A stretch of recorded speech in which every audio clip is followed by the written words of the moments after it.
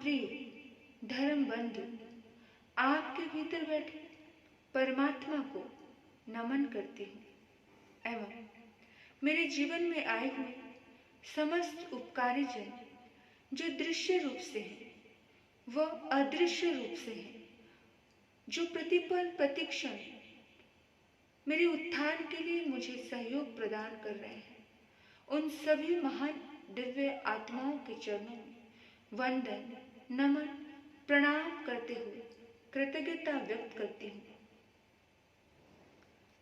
किसी ने प्रश्न किया कि धन कैसे मिले, धन हमारे जीवन में कैसे आता है, लक्ष्मी का आवागमन कैसे होता है। सभी चाहते हैं ना लक्ष्मी। आप सोचोगे कि आज का प्रश्न बड़ा अच्छा किया किसी ने। धन चाहिए, सभी को धन चाहिए, कोई ऐसा नहीं है जिसे धन नहीं चाहिए, है ना। सभी चाहते हैं ना। बोलो किस किस को चाहिए? सभी को चाहिए, है ना। तो धन कैसे आता है जीवन में? मेरे बंधु, ये बात हमेशा याद रखना कि पुण्य से लक्ष्मी आती है और पाप से दरिद्रता आती है। पुण्य से लक्ष्मी आती है और पाप से दरिद्रता आती है। और पाप और पुण्य की व्याख्या करने की मुझे जरूरत नहीं है। ये सब आप समझदार हो कि पुण्य किसे कहा जाता है और पाप किसे कहा जाता है। फिर भी मैं आपको एक उदाहरण से समझाना चाहूंगी। एक सेठ बहुत धनवान था, उसके पास अपार दौलत थी, कोई कमी नहीं थी, किसी चीज की भी कमी नहीं थी। दौलत, शोहरत, नाम, सम्मान सब था, बड़ा आनंद में था सेठ। लेकिन मेरे बंधुओं, हर किसी का वक्त बदलता है। कभी कभी रोडपति करोड़पति हो जाते हैं, कभी कभी करोड़पति रोडपति हो जाते हैं। वक्त का भरोसा नहीं होता, कब कहां किस कदर ये बदल जाएगा। तो वक्त पे ज्यादा भरोसा मत करना। वक्त कहता है मैं वक्त हूं, वक्त पे बता दूंगा। मैं वक्त हूं, वक्त पे बता दूंगा। जो वक्त पे संभल गया उसे शहंशाह बना दूंगा, और जो वक्त पे नहीं संभला उसे खाक में मिला दूंगा। जो वक्त पे नहीं संभला उसे खाक में मिला दूंगा। मैं वक्त हूं, वक्त पे बता दूंगा।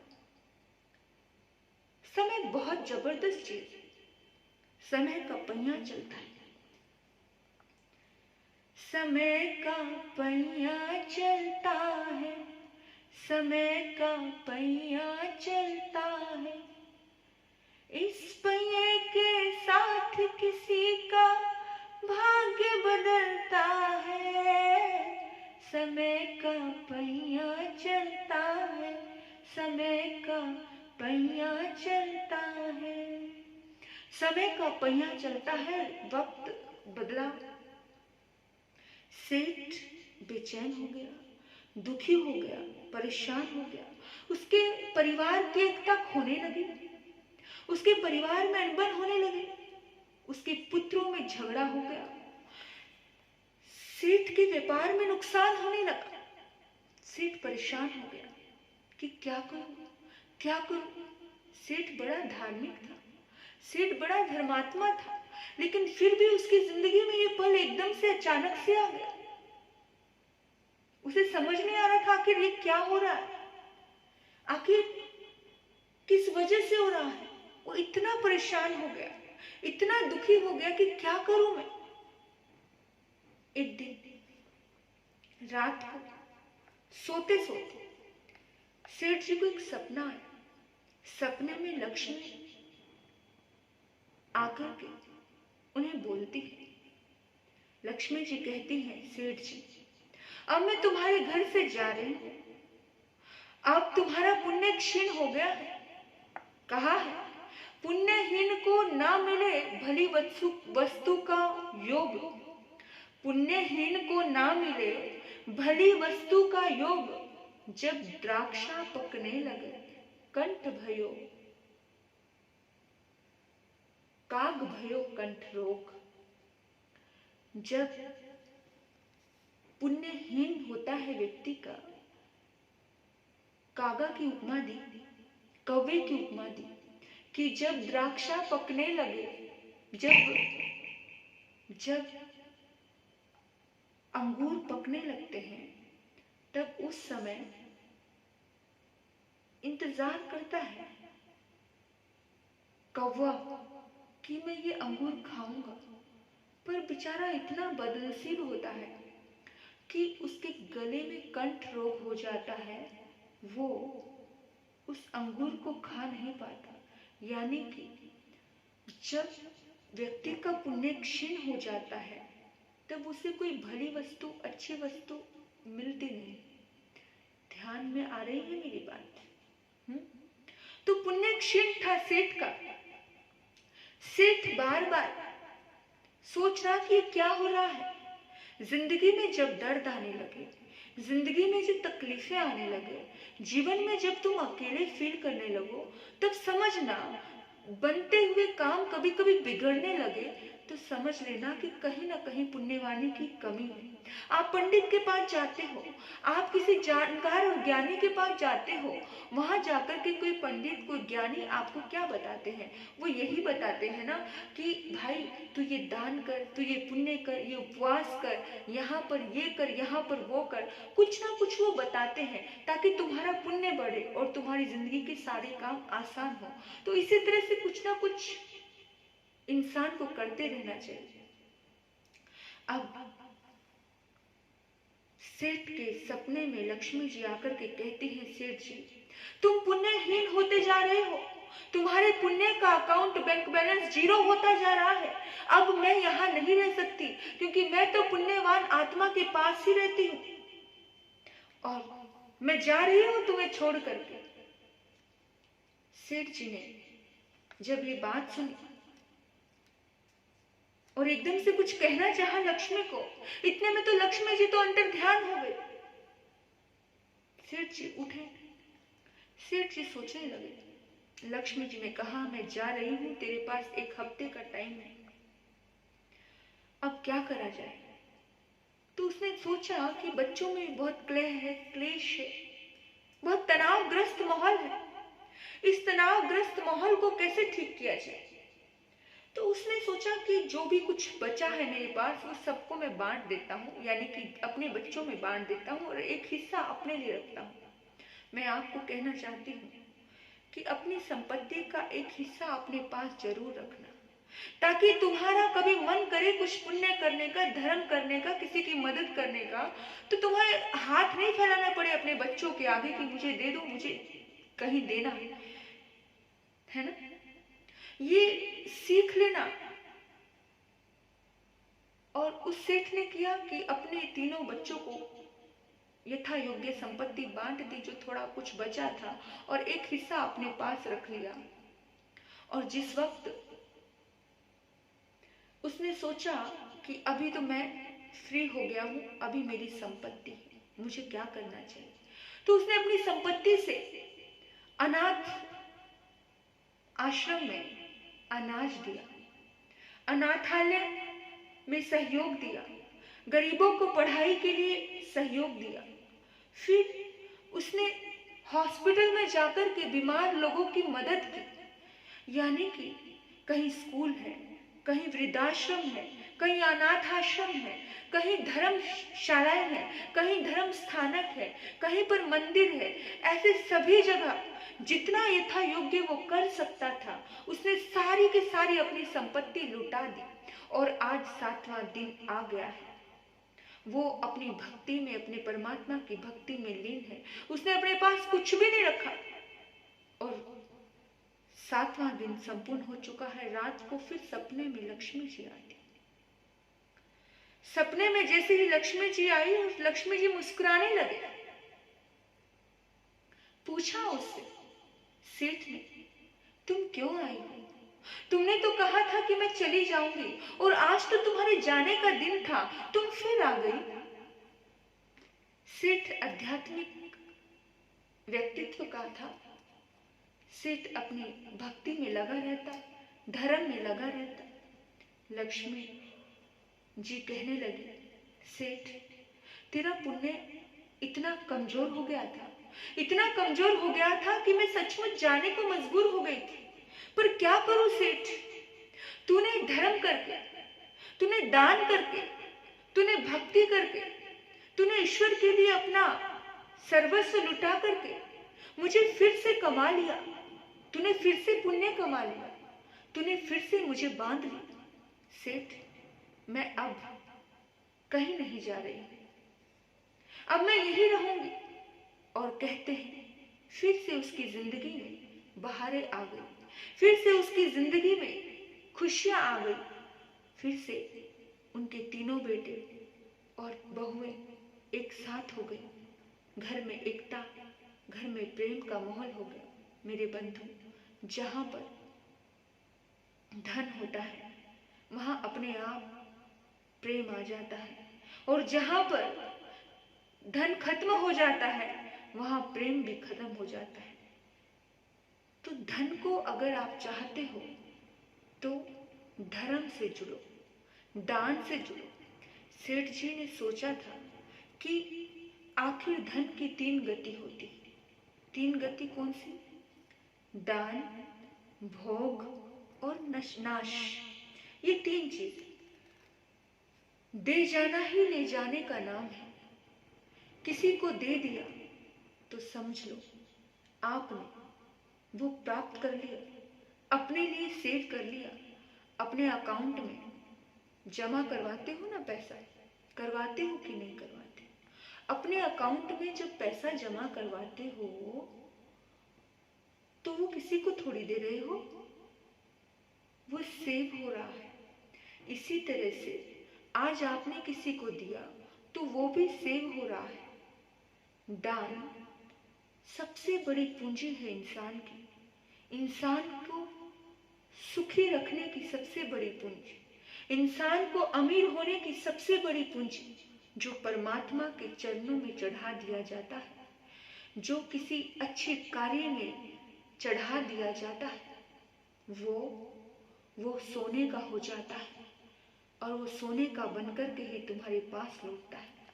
किसी को याचक समझ के मत देना, किसी को जरूरतमंद समझ के मत देना, किसी को बचा खुचा मत देना। हम अक्सर कह देते हैं कि ये भोजन बच गया है, इस भोजन को दे दो, ये कपड़े अब वेस्ट है, अब मुझे ये कपड़े पसंद नहीं, ये कपड़े चलो दे दो, मेरे काम के नहीं है, ये शूज मेरे काम के नहीं है क्योंकि मैं ब्रांडेड कपड़े, ब्रांडेड शूज पहनने लगा हूँ, अब मेरा लेवल अप हो गया है, अब मुझे बहुत अच्छा पहनने को मिल रहा है क्योंकि मैं बहुत अमीर हो गया, है ना।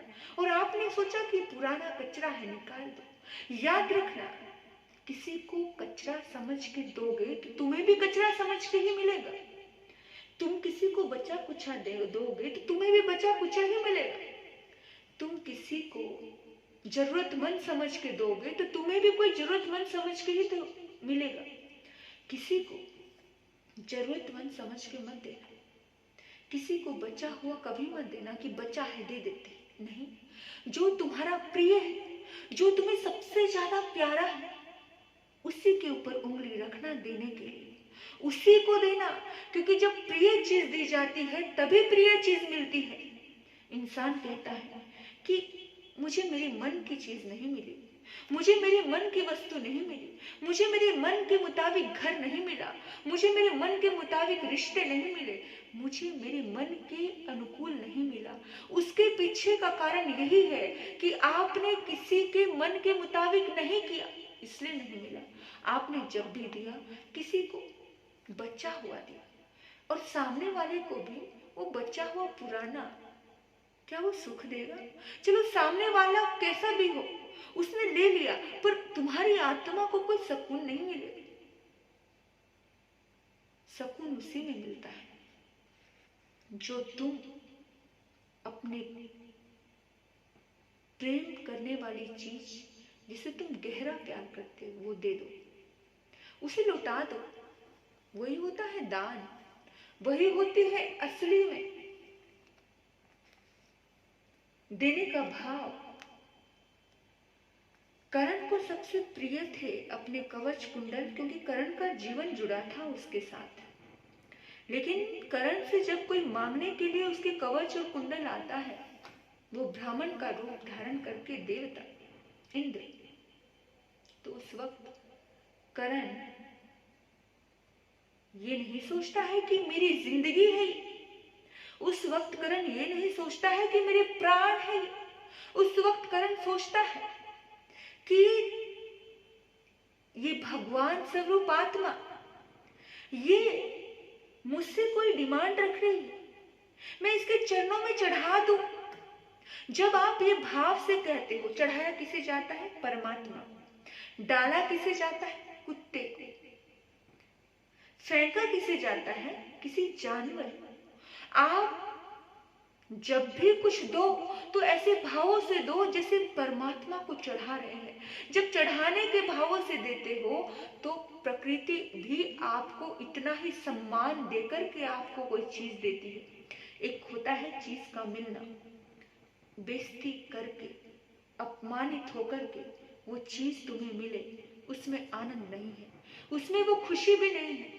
लेकिन कोई सम्मान पूर्वक आपको कुछ दे, उसमें बड़ा आनंद है। लेकिन वो सम्मान आपने ही कमाना है। कब कमाओगे आप वो सम्मान? जब आप सम्मान से किसी को दोगे, जब सम्मान से किसी को भावों से उसके ऊपर, जिसे परमात्मा के चरणों में फूल चढ़ाते हैं, जिसे परमात्मा को भोग लगाते हैं, इसी तरह से किसी मनुष्य को भी इसी तरह से दीजिए, आपको बड़ा आनंद आएगा। स्वयं के लिए कीजिए, किसी दूसरे के लिए नहीं, खुद के लिए ये काम करें, क्योंकि खुद का ही भला है। या तो कहते हैं, या तो दे दो, दान दिया संग चलेगा, खाया पिया अंग लगेगा। कुछ लोग तो भोगते भी नहीं है, जो पड़ा पड़ा जंग लगेगा। ये तीन स्थिति है। भोग लो, भोग के क्या करोगे? आखिर कितना भोगोगे? अपनी पेटी भरने के लिए तो मम्मन सेठ भी भर गया। कौन उसका लेखा जोखा रखता है? कौन उसके गुणगान गाता है? गुणगान तो करण और शालिभद्र के गाए जाते हैं। गुणगान गाने की इच्छा राजा हरिश्चंद्र के लिए होती है। गुणगान गाने की इच्छा किसी लोभी का गुणगान किसी संत ने गाया क्या? नहीं गाया। किसी दानी का गुणगान गाया। और भोग, कुछ लोग तो ऐसे होते कंजूस, मक्खी चूस, ना खाऊं ना खाने दो, ना जीऊं ना जीने दो। लेकिन महापुरुष कहते हैं, भाई लिव एंड लेट लिव, जियो और जीने दो, खुद भी जियो, दूसरे को भी जीने दो। इतना तो करो, भोग ही करना है तो खुद भी खाओ, दूसरे को भी खिलाओ।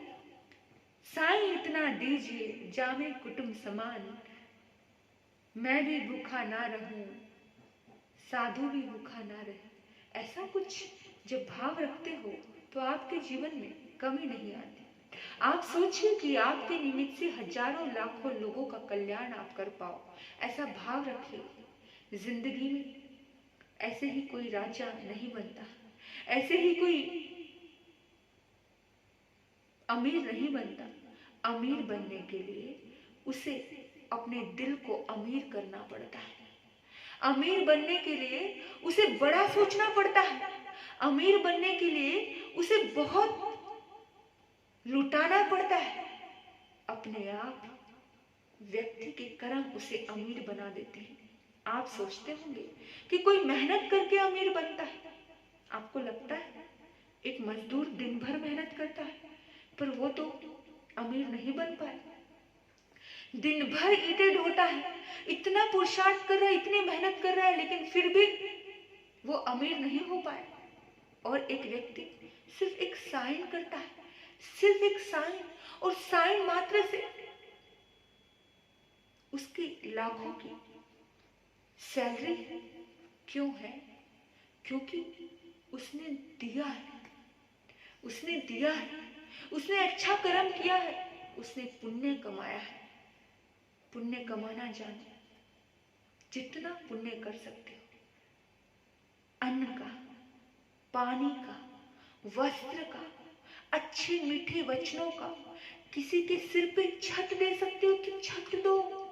एक ईंट भी आपके निमित्त से किसी के घर में लगी हो, किसी आश्रम में लगी हो, किसी धर्म स्थान में लगी हो, किसी मंदिर में लगी हो, आपको कभी छत की कमी नहीं आएगी, आपको कभी धरती की कमी नहीं आएगी। इस दुनिया में बहुत सारे ऐसे लोग होते हैं जिनके जन्म किराए के घर में होते हैं, पूरी जिंदगी किराए के घर में ही रहते हैं और मौत भी किराए के घर में होती है। इसके पीछे का क्या कारण है? कभी जाना है आपने? सिर्फ यही कारण है कि कभी किसी को रहने के स्थान की व्यवस्था नहीं की। आज आपकी थाली में 2 रोटी है तो निश्चित ही आपने किसी की थाली में 2 रोटी रखी थी। आज आपकी थाली में 2 लड्डू है, निश्चित ही आपने किसी की थाली में लड्डू रखे थे। ऐसे ही किसी को मिठाइयां नहीं मिल जाती, ऐसे ही किसी को भोजन नहीं मिलता। मेरे बंधुओं, इस दुनिया में कितने लोग ऐसे भी हैं जिनके पास 2 वक्त की आज भी रोटी नहीं है। ऐसे बहुत लोग हैं, आपको नहीं पता। ऐसी गरीबी की जिंदगी आज भी दुनिया के लोग जी रहे हैं। क्यों? क्योंकि कभी दिया नहीं और देने की समझ कभी किसी ने पैदा की नहीं। आज अगर ये समझ है कि देने से कुछ हमारी अंतराय टूटती है, हमारे बिगड़े हुए काम बनते हैं, आज समझ है तो देना सीखें। जितना सहयोग कर सकते हो करो। और अगर आपको लगता है कि आपके पास आज कुछ भी नहीं है, तो जो दुखी है उसका दुख सुन लो, जो परेशान है उसको मीठे वचन बोल दो। अगर कुछ नहीं कर सकते तो मन से दुआएं करो, मुस्कान दे दो, प्यार दे दो, नमस्कार कर दो, अभिनंदन कर दो, कुछ तो दो, कुछ तो दो। घर आए मेहमान को कुछ तो दो, देना चाहिए। और आपकी नजरों के सामने कोई जरूरतमंद है, उसको कभी नजरअंदाज करके मत जाना। ये आंखें मिली है किसी की जरूरत समझने के लिए मिली है। रात रात भर गलत वीडियोस देखने के लिए आंखें नहीं मिली। रात रात भर सोते रहते हैं, आलस में खोए रहते हैं। विचार करना कि ये 5 इंद्रियां हमें किस लिए मिली। ये हाथ दान देने के लिए मिले, ये हाथ किसी का छीनने के लिए नहीं मिले। इन हाथों का सदुपयोग कीजिए। ये जुबान किसी को गाली देने के लिए, निंदा करने के लिए नहीं मिली है। ये किस लिए मिली? अपने आप से प्रश्न करना। किसी का, महान पुरुष का गुणगान गाने के लिए, कुछ अच्छी बातें किसी को बताने के लिए मिली है, इसका सदुपयोग कीजिए। ये कान सत्संग सुनने के लिए मिले हैं, ये कान गलत बातें सुनने के लिए नहीं मिले। 5 इंद्रियों का सदुपयोग कीजिए मेरे बंधु। जितना हो सके उतना करो, जितना हो सके उतना दो। जिंदगी में कभी कमी नहीं आएगी। इस दुनिया में बहुत से लोग हैं जो आज अंबानी बन गए, आज अमिताभ बन गया। सोचना, विचार करना, ऐसे ऐसे लोग, ऐसे महान लोग जो बड़े हो गए, अमीर हो गए, धनवान हो गए, पर क्यों हो गए? कभी विचार किया है कि क्यों हो गए? क्योंकि उन्होंने पुण्य किया है। पुण्य कमाओ, जितना पुण्य कमाओगे आप अपनी जिंदगी में अपना उत्थान, अपना कल्याण कर पाओगे। आपने मुझे सुना, आपके भीतर बैठे परमात्मा को नमन करते हुए ओम शांति, ओम शांति।